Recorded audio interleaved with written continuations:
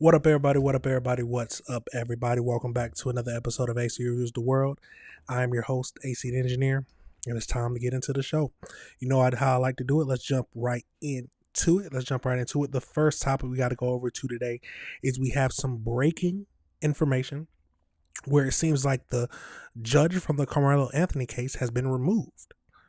And it all comes from some interview he did 2 days after the murder charge or murder conviction. So let's get over into it and see what we can find out about this and see what our thoughts are. Remember, y'all, if y'all like this stuff, hit that like button, hit that subscribe button, and hit that notification bell. Let's jump into it.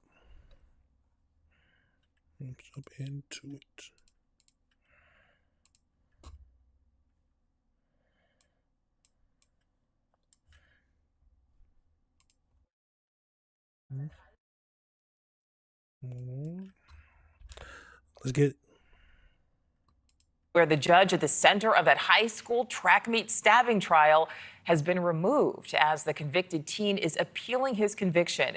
You might remember the case when then 17-year-old Karmelo Anthony was involved in a confrontation with 17-year-old Austin Metcalf in the rival team's tent.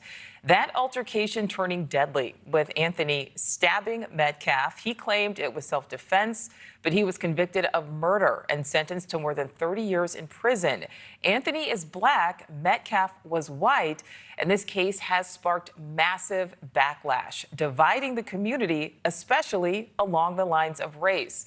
And almost immediately after that June decision, his family said they plan to fight the verdict.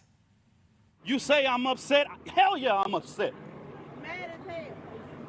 I respected this process, but we gonna fight like hell to make sure that Collin County know that Karmelo Anthony is not going to go away. So, okay, first things first, I feel like it's reasonable that he gets some time. That just makes sense. Now, people differ on how much time he should get. Some people say he needs to get life in prison. Some people say he needs to get the minimum time. Now, I think all reasonable people will believe that stabbing someone in the chest because they pushed you or said some or got into an argument with you is no reason for you to stab somebody in the chest. So, yes, you need to go to jail for that. Now, depending on how much time, just depends on where you sit on the side of the fence. But let's keep going into this. Of course. Correspondent Xavier Walton is live in McKinney, Texas. So, Xavier, Anthony's defense team argues the judge was not acting impartial after he spoke publicly about the case. Nicole, that's exactly right. And that post-conviction fight for Karmelo Anthony's team really started today. And I'll tell you what, court started a little after 9. There were some delays, but it only took 1 hour. That's it for Karmelo Anthony's new defense team to convince this judge, that Judge John Roach, who presided over Anthony's trial back in June, that he should be recused. That's it. It took 1 hour. So just about an hour ago, there was a loud outroar outside of the courthouse. We went down there to see what happened. Inside the courtroom, I am told it was tense. I'm told it was emotional. A clip from an interview that Judge Roach, that you were just talking about, Nicole, did 2 days after Anthony was found guilty of first-degree murder was played for the court to hear. Now, in that clip, Judge Roach agreed that the jury, quote, got it right. The Anthony defense team, his new defense team, says Judge Roach compromised his impartiality during that very interview. Here's what it sounded like for supporters of Karmelo Anthony after today's decision.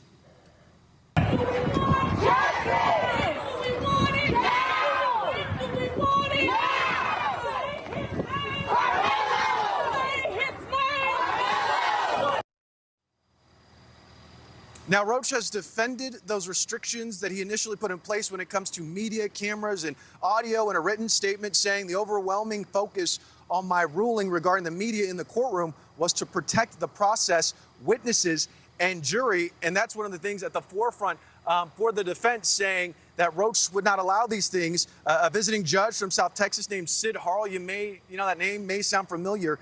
That's because he's the judge who presided over the Uvalde School Resource Officer trial earlier this year. He's going to be back here tomorrow to handle Anthony's post-trial proceedings. But Nicole, I'll tell you what, before today, leading up to these two hearings, I reached out to legal experts And they said that the Karmelo Anthony defense team had an uphill battle. And I think a lot of people, if you ask them, they will tell you that they were a little bit shocked by this decision, not only by the decision, but how quickly it was made too, just 1 hour from the time that hearing started to when that decision was made by the judge today. All right, so Xavier, some say this is an uphill battle, the defense now getting past that first hurdle, but now it's turning to its push for a new trial. What are they arguing went wrong during that trial? So there are three big arguments, and we're going to start with this, the restrictions on public access, essentially closing down the courtroom. Now, if you'll recall, back in June, there were no cameras allowed. There was no audio allowed. So it really was people inside, and there was only like 9 or 10 media seats too. And then there was like 28 public viewing areas. So it was a limited amount of people inside of that courtroom. So that's one of the main arguments. The second one is they say that prosecutors backed away from a so-called gentleman's agreement to keep certain character evidence out of the initial trial. That's another argument made by the defense. And the third is they're challenging the jury's instructions involving the self-defense claim.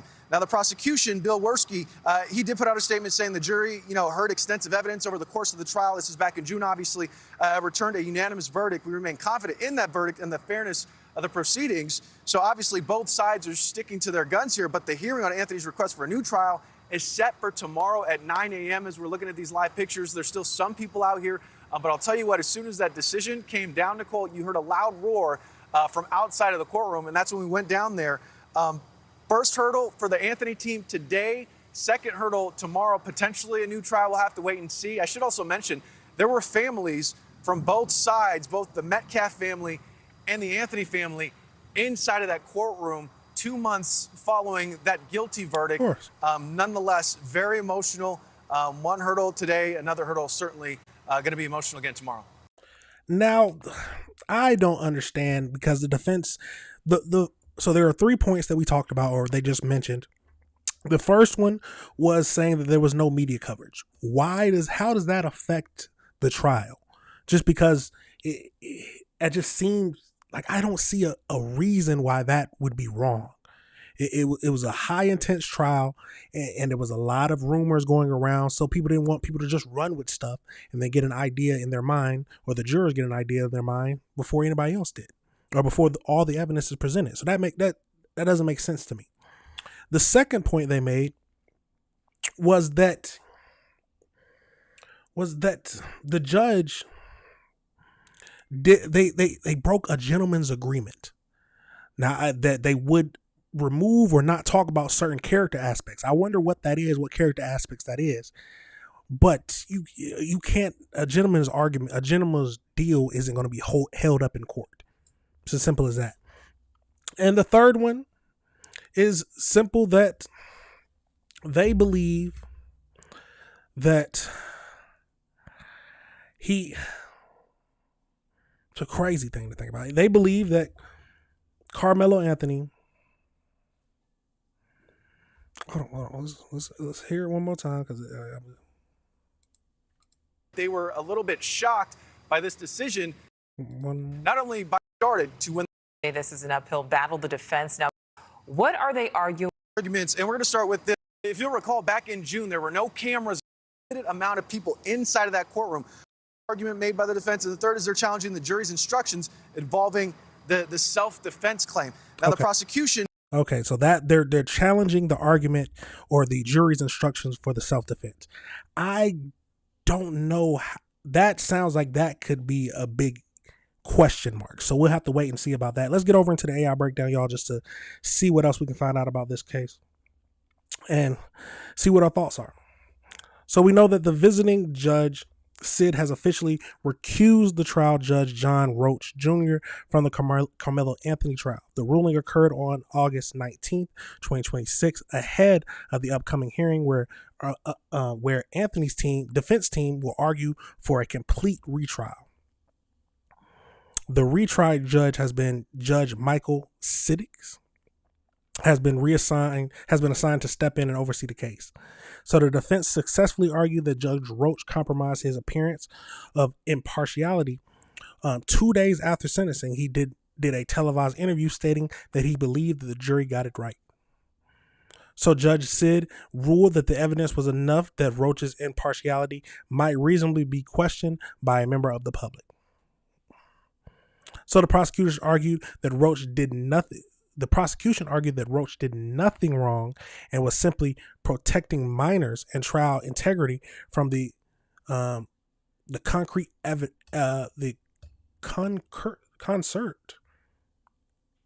concentrated efforts for the social media to disturb the case. See, I can't even read right now. So the ruling sparked immediate celebrations inside the Collin County courthouse hallways and among dozens of supporters gathered outside.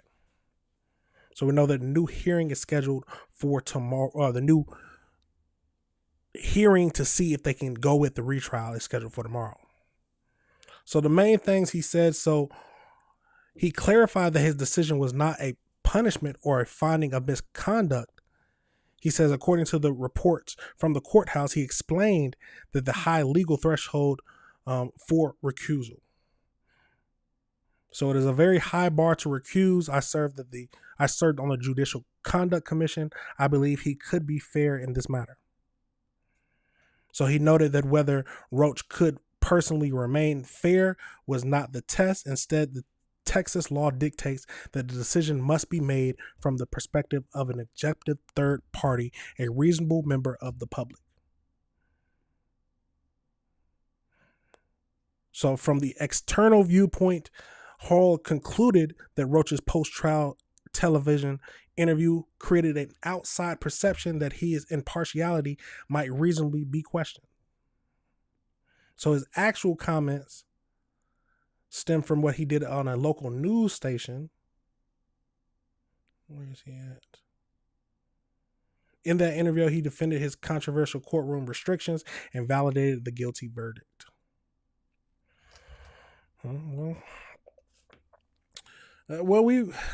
Some people are surprised, some people aren't. Where are your thoughts on this situation, y'all? How do you feel about it? But we'll just have to wait and see how the trial ends. We're going to pivot now into our next topic that we're pivoting over to. And we got to talk about a tragic case where luckily we had two young sisters who were rescued from a trailer. It's a tragic scene, but it looks like her babysitter ended up kidnapping them. But the worst thing about it is the babysitter had a previous charge for kidnapping in itself. The world is a crazy place, y'all. Let's get over into it and see what we can find out about this case and see what we can learn from it. Let's jump over into it.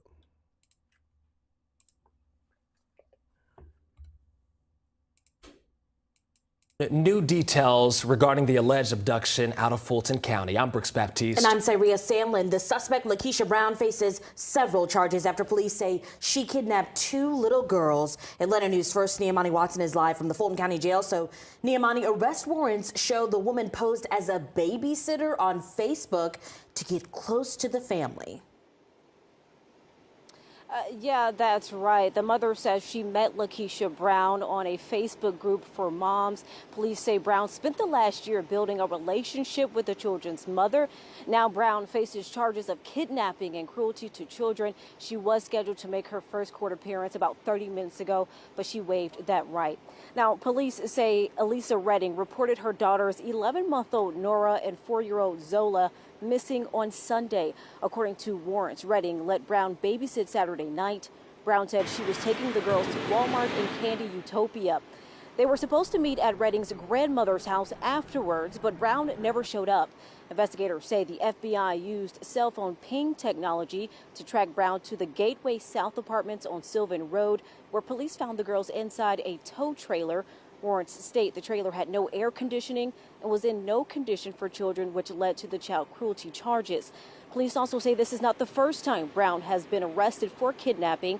She has an outstanding warrant from 2021 in Alabama for allegedly taking a 4-day-old baby while again posing as a babysitter on social media.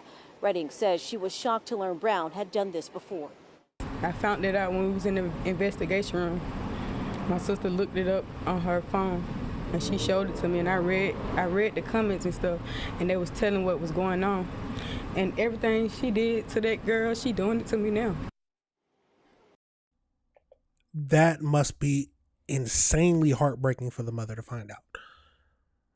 Now, you cannot just trust people off the internet. She said that she contacted them on Facebook, or that the kidnapper contacted her on Facebook. You cannot trust random people. It could have been ended so much worse. And the district attorney in Alabama says they are filing a motion to revoke Brown's bond. Reporting live outside the Fulton County Jail. And it's a tragic scene, y'all. Let's get over into this next video where we actually see them actually rescue the children in the body cam footage.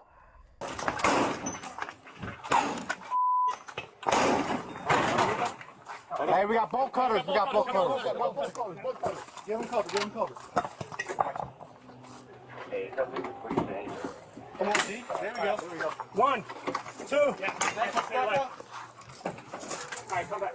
Contact. Show me your hands. Hands. Kids. Female to the far left. Female to the far left. Where? Do not move. Hey, man, call out to us. Keisha. Cover that door. Stand to top. Hey, listen. We're trying. Hey. Listen, Keisha, put your hands up. Put your hands up. Santa, do me a favor. Let's go. Grab the kids. Up with you. Don't move or I will shoot you. I got the baby. Don't move. This baby back. You got the baby? All right, stay where you are. Put your hands up. You're all right. Here. Come on, baby. He's good. I got it. Hey, I got pepper ball ready. Okay, I'm getting up. I'm getting up. I got another hand. I'm trying to. Can I get up? My legs stuck. My legs are stuck. That's why I'm asking you. All right. Can I?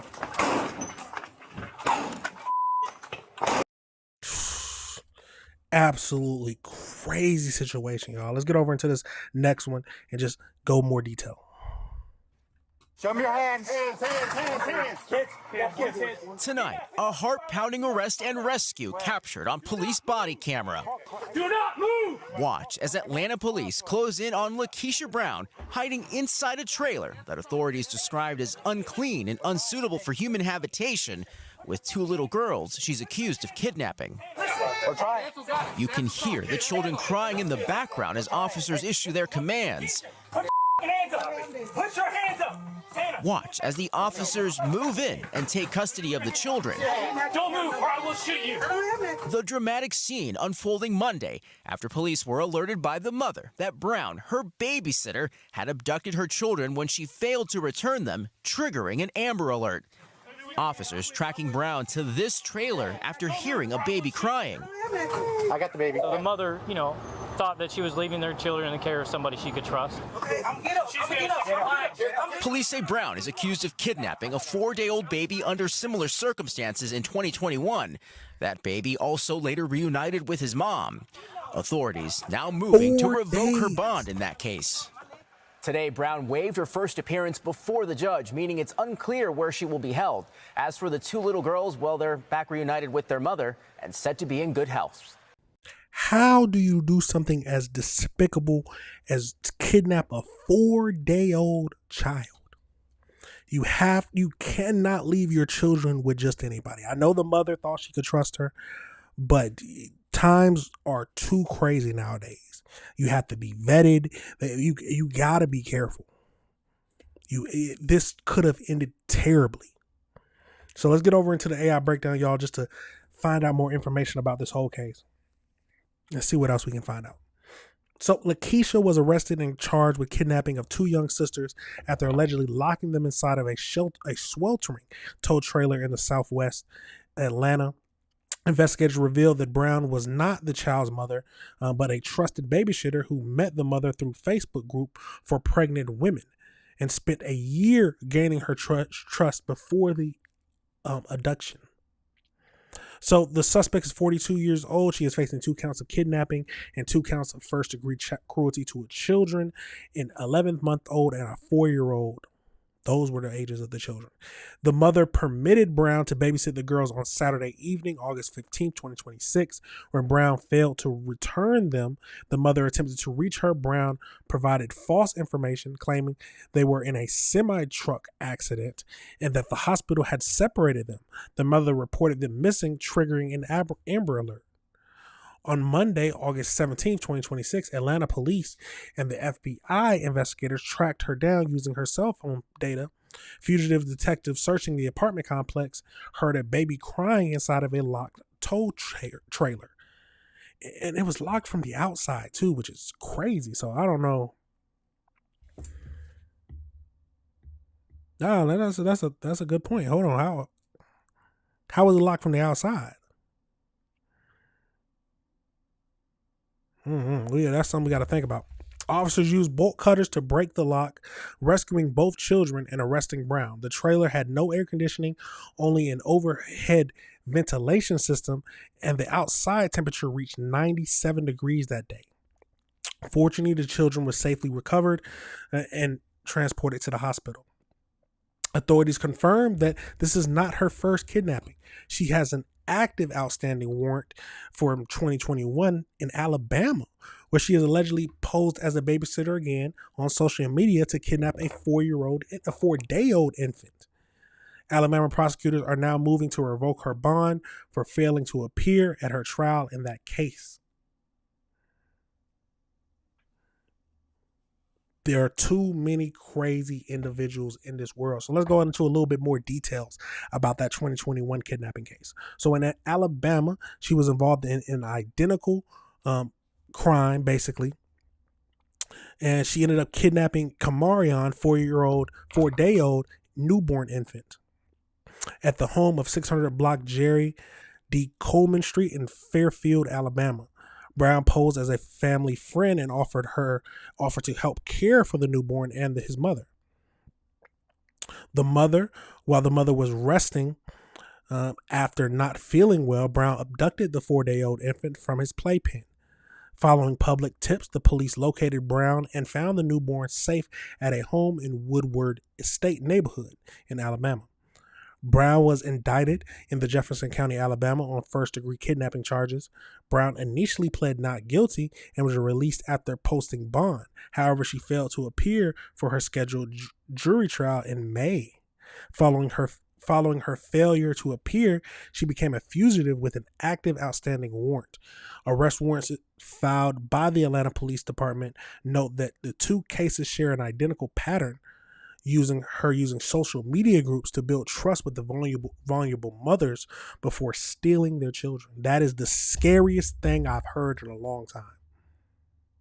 Following her arrest in Atlanta, the district attorney's office in Alabama filed an immediate motion to revoke her bond due to her flight from the justice and new criminal charges. Beyond the Alabama and Atlanta charges, jail records show Brown had also an active warrant out in Georgia, where she was accused of faking her own pregnancy in a different scheme. Yo, a career criminal who isn't afraid of using children. Now, I don't know if she has some mental illness where she thinks she wants to take care of the children, or she's just a criminal who wants to use them to get something else. This is a tragic situation. They cannot release her. I feel like that's very obvious that she can never be released. She's going to do it again and use the same playbook. Mothers, be prepared and be careful of just accepting help from strangers. You have to be careful. You don't know what someone's truly thinking in their dark mind. It's a crazy case, y'all. Let me know your thoughts and let me know if you disagree with anything I said.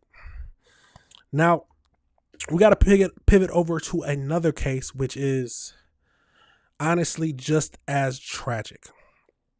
And we got to talk about a beautiful little girl who, for some reason, her very own mother sold her to this man, where he is accused of raping and murdering her. And for some reason, the father of the little girl is barred from witnessing his very deserved execution. So let's get over into it and see what we can find out about this case, y'all, and see what we can learn. It's a crazy case, but this is the type of stuff we got to look at. Let's jump over into it.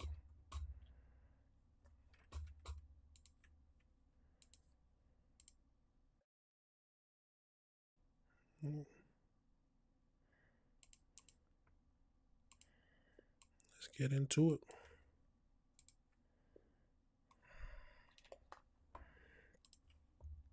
County man. Well, a Russell County man convicted of raping and killing a 5-year-old girl and leaving her body in an abandoned Phoenix City home is set to be put to death in less than 48 hours. Jeremy Williams scheduled to be executed Thursday at 7 p.m. for the brutal murder of Kamari Holland. Her father, who's legally barred from witnessing that execution, is speaking out.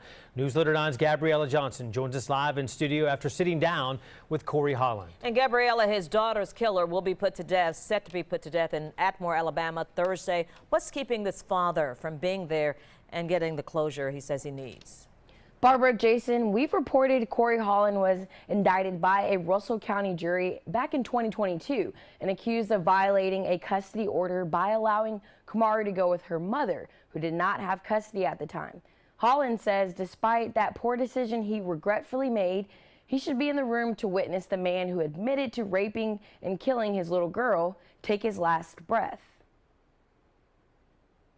This is so hurtful because if anybody deserved to be there, it should be me.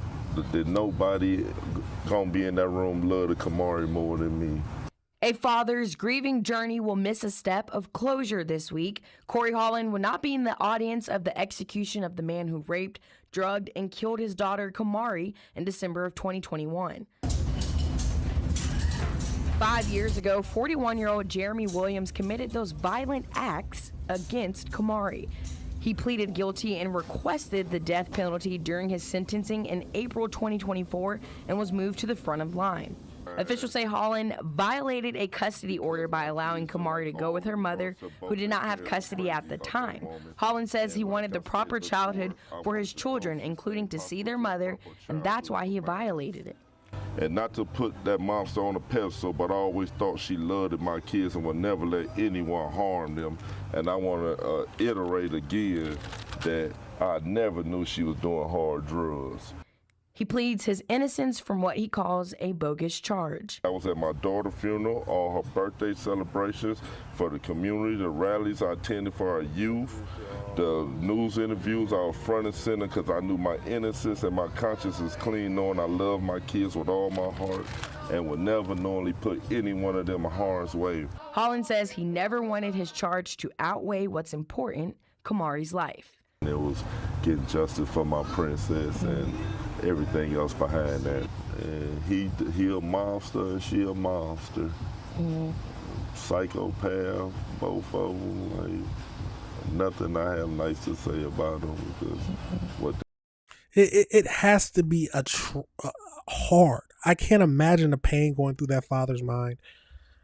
And you won't witness, or he didn't get to witness the man who did unthinkable things to his little girl take his last breath.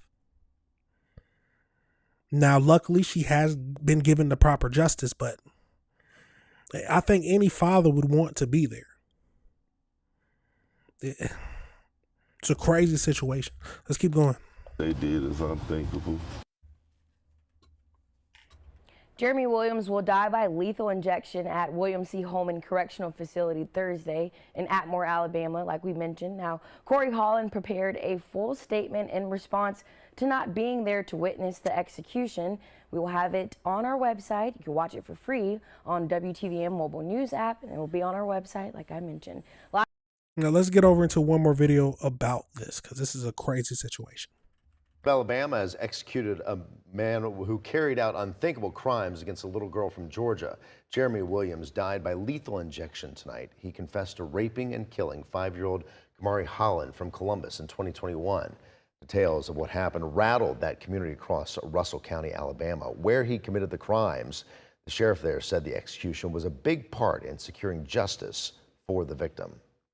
I think that's going to be part of the healing process.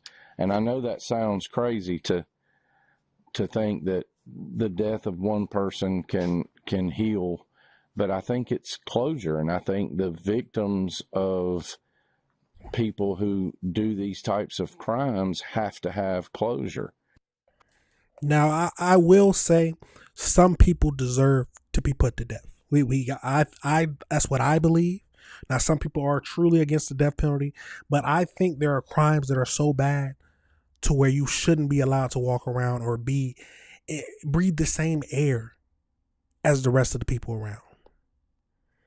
But let me know your thoughts. Let's keep going into this, y'all. Christy Sipple, the mother of 5-year-old Kamari Holland, was charged with murder for allegedly selling her daughter to Williams for the purpose of sexual activity.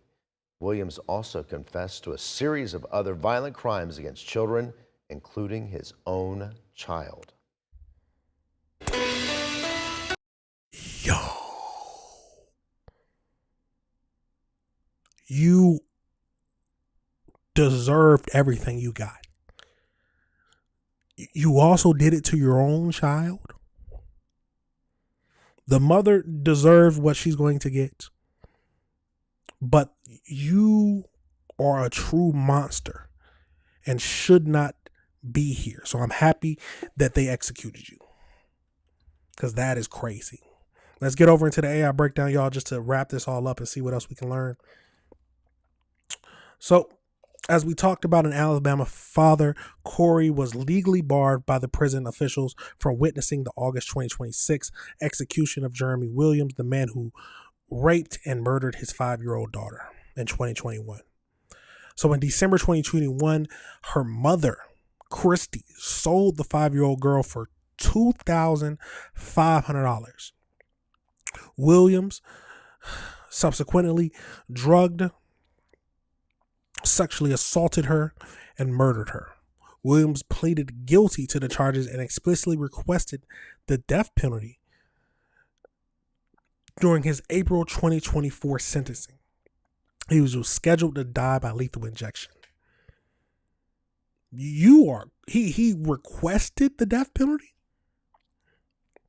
So officials barred the father from viewing the execution because he was charged with for violating a custody order prior to his daughter's death. The father's intent, he allowed the daughter to see the mother because he thought it was the right thing to do, even though she didn't have legal custody. He stated that he violated that because he wanted his children to have a normal life. So Williams recorded the entire crime on his mobile phone during the 2024 trial. Prosecutors presented highly graphic videos showing Williams forcing her to smoke methamphetamines before, sexually assaulting and strangling her. Additional evidence showed he continued to abuse her. Oh my God. The actual transaction amount between Williams and her mother in court was recorded between $1,300 and $200. I said $200. $1,300 and $2,500. The mother pleaded guilty to sex trafficking and conspiracy, receiving a 20-year prison sentence. That's not enough. I don't care. That's not enough. During the court testimony, Alabama prosecutors revealed that Williams confessed to murdering his own 1-month-old daughter in Alaska back in 2005, alongside prior child abuse allegations in other states. The case moved very fast through the U.S. capital charges, taking under 5 years from the crime to execution. Williams explicitly ordered his defense attorney not to challenge any evidence or to object to constitutional errors to prevent prolonging the trial for the jury. So, strapped to the gurney with the automatic style seatbelt, Williams used his final moments to state, "I want to thank God for forgiving me for my sins so I can meet him in a peaceful good night."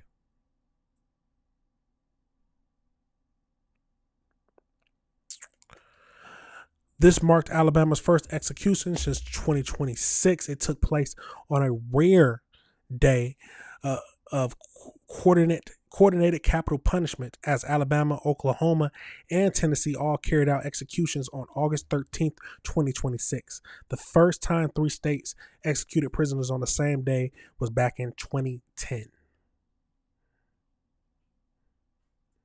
This is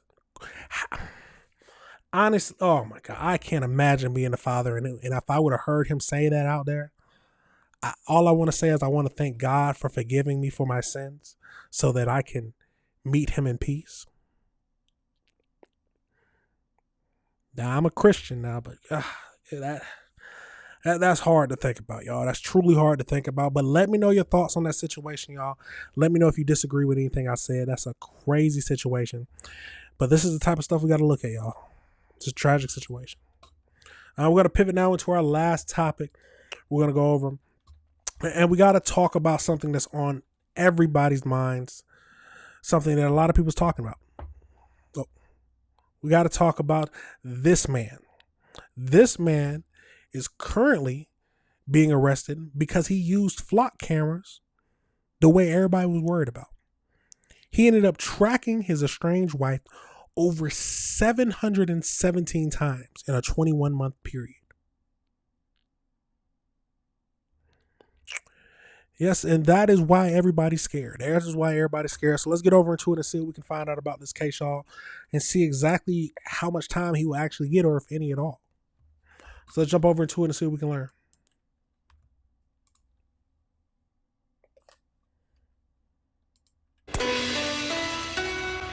They are supposed to be used to solve crimes, but the Haines City Police Department says flock cameras were used to commit one. An officer is now off the job and facing charges accused of misusing the database. News Channel 8's Ryan Arbogast is in Polk County tonight with the details.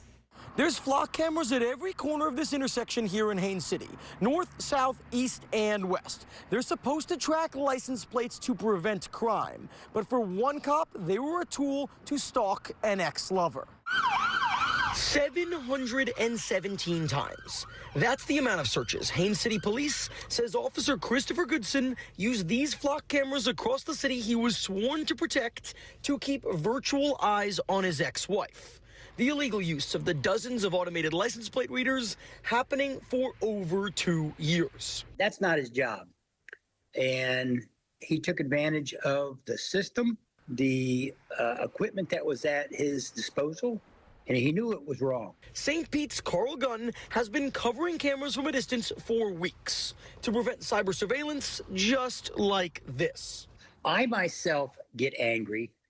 I have fears that one of these days, it could happen to me. The Haines City Police Department says Goodson put fake investigations into the system to gain access, telling Flock he was investigating road rage, narcotics, assault, and other felonies, even though the crimes were never committed. Now, I will say a lot of people are up in arms about flock cameras. I, for one, if they are properly managed, if they use them how they should be and how they ought to be, and we actually hold officers accountable who misuse them, I don't see a problem with it. There's technology now tracking if you take your cell phone anywhere, you're going to be tracked. It's as simple as that. There are cameras everywhere already.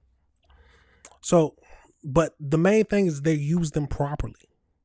But some people don't trust that the cops will use them properly at all. But let's keep going into this. So far, you've only lost your job and got a bad name. But I hope you're prosecuted. And I hope you're prosecuted for stalking. The Haines City Police Chief says the cameras are only for crime-fighting purposes, and they will right this wrong, telling us they've mandated additional steps to be taken to ensure staff are accessing this for legitimate law enforcement purposes. This type of crime is something Gunn believes we will still see more of. It's going to snowball. Officer Goodson is no longer an officer. He forfeited his badge when he was arrested and charged. He's now facing 2 felonies. Reporting in Haines City tonight. I mean, I feel like there's always going to be officers who misuse their powers. There's going to be officers. That's why we have to have more stringent laws in hiring officers. But there's always bad apples in every industry and everything we look at. And our politicians, everything. So taking away a technology that could use to be helping people in the future just because of a few bad apples, I don't think all the police force are bad and would misuse the property. But the few that do is going to shine more bright than everything else. But let's get over more into why people are disliking flock cameras. Concerns regarding automated license plate readers are on the rise following several arrests of law enforcement officers misusing the surveillance systems. Reporter Sierra Rucker spoke to an attorney and asks, when does it become an invasion of privacy? With more flock camera safety systems like this one growing in communities across the nation, there's also growing concerns over safety and misuse of these surveillance systems. I don't blame citizens for being upset about it and being tracked as they are. Flock cameras continue to be the center of debate in communities, with concerns over its detailed AI tracking abilities, with a growing number of law enforcement agencies across the country facing misuse of the systems. So some of these officers that we've seen that have been arrested, where the stories have been released, there were one officer was tracking her ex-boyfriend's current girlfriend, and that would be against the stalking statute in any state of which I'm aware. The latest in Georgia, a former Polk County police officer arrested for using the flock camera system for non-law enforcement use. Also in Georgia, 5 Albany officers arrested for that same crime, with several other similar cases at departments across the nation. You can see it in the headlines. We are finding bad cops and holding them accountable. Flock Safety founder and CEO responding to the growing issue amongst law enforcement. On Thursday, Garrett Langley announcing changes to the platform, including an audit tool intended to flag abnormal search behavior and shortening video and data storage from 30 days to 7. We think now is the right time to say, look, this should be required. And I would challenge, state regulators to make this a law for all police technology, to have this level of accountability so we can curb police abuse. Now, it makes sense to me. It makes sense. You hold the bad cops responsible. I don't want to believe that every cop that's been hired is a bad cop and is only out for himself. I think that there are a majority of police people and policemen, women, want to do what's best for the public. That is why they got the job in the first place. So we can't take away tools, because we're always going to be advancing in technology, making our lives easier, making criminal detection easier and faster. So we can't start limiting it because there are some bad apples. We hold those people accountable with the harshest laws and harshest punishments. That will discourage other people from even thinking of doing it. And if you have those steps in place, I don't see a problem with it. But some people in general just don't want to be tracked. That is their main point. They don't want to be tracked and held and feel like they are being watched at every moment. But are we not already? He asks Attorney Jones where the line is drawn when it comes to an invasion of privacy. It's my opinion that the way that the flock cameras, if they're being misused, can be in violation of Georgia statute against the stalking statute. Whether it's police officers or somebody else misusing it, I think it falls under that. Jones says more protocols need to be in place at departments. For Oglethorpe, Police Chief Keith Sewell tells me their department utilizes a strict policy limiting searching of automatic license plate reader data. In addition, the department conducts periodic reviews of individual officer search histories to verify that data searches were conducted for lawful purposes. Not to quote Spider-Man, but with great power comes great responsibility. And we need to establish the rules and make sure everybody's comfortable with those rules. Yeah, makes sense. That makes sense 100%. Let's get over into the AI breakdown, y'all, just to see what else we can learn. So we know that the Haines City police officer, Christopher, was arrested on August 11, 2026 for allegedly using the department Flock Safety automated license plates camera database to track his estranged wife vehicle 717 times over a 21-month period. Investigators discovered that he bypassed the internal guardrails by entering false or misleading law enforcement reasons to justify his searches, which occurred both while he was on and off duty. The unauthorized surveillance came to light at the Washington Post contacted his estranged wife for an upcoming story, prompting her to text Goodson, who then confessed the activity to his supervisors. Goodson claimed he used the system to check on his children, but he had been placed on paid administrative leave, intends to resign and faces criminal charges of official misconduct and offensive against computer users. So Christopher, who served as an officer with the police department since March of 2022, is 31 years old. 717 unauthorized databases inquiries took place between September 1st, 2024 and June 30th, 2026. During September alone, he reportedly checked her location roughly 280 times. I wonder if that's as soon as they broke up or as soon as they separated. So Goodson admitted to his lieutenant that he carried his estranged wife's license plate to monitor his children's location while they were in her care. The victim was not under any form of criminal investigation, nor was her vehicle tied to any active police cases. Goodson allegedly entered the false justification into the portal to run his queries. He was booked into the Polk County Jail on one count of official misconduct and one count of offenses against users of computers, computer systems, computer networks, and electronic devices. This case is part of a growing national concern regarding the oversight and auditing and safeguards of the flock camera system. There are several other cases that have emerged. We got a detective, Brandy, who was arrested and fired for using the flock cameras to search information regarding her husband's ex-wife. Officer William Brown faces charges including stalking and misuse of the official information after using work systems and air tags to stalk his girlfriend. Yeah, we have to hold people accountable. They need to be severely punished for their actions because they are officers and they misused misused the trust of the public. But I don't think we should halt the advancements of technology that's going to ultimately help us and stop crimes from happening, prevent crimes that are going to happen, and that are going to help rescue people who are experiencing crimes and bring to an end crimes that have already started. But everybody might be against it, but let me know your thoughts. Let me know if you disagree with anything I say. Some people are going to say, well, if you don't use your rights, you lose them. But we're already tracked by pretty much everything. If you carry a cell phone every day, they can find out where you are. We just talked about a case where they found her because of her cell phone. And if you drive on roads, there's already cameras there to watch your movement. They don't actually pick up your license plates, of course, but that's what they use normally to find your vehicle and track you that way. We're being watched all the time already. And if they use them correctly, I don't see a problem with it. But some people might feel differently. So let me know your thoughts and let me know if you disagree with anything I said, y'all. But this is the type of stuff we got to review. But that is it for now, y'all. We talked about a lot of crazy things. So if you ever disagree with anything I say, please leave a comment. I'm never going to say I'm always right. I'm never going to say I understand everything, but I'm willing to talk about it. That's what we need today.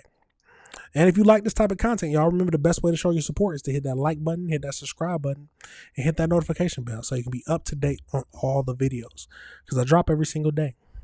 But that's it for now, y'all. You already know. I will see y'all tomorrow for our next show of the week. And hey, we'll have some more stories for us to talk about. But that's it for now, y'all. You already know. I got to play that outro. Hey, peace.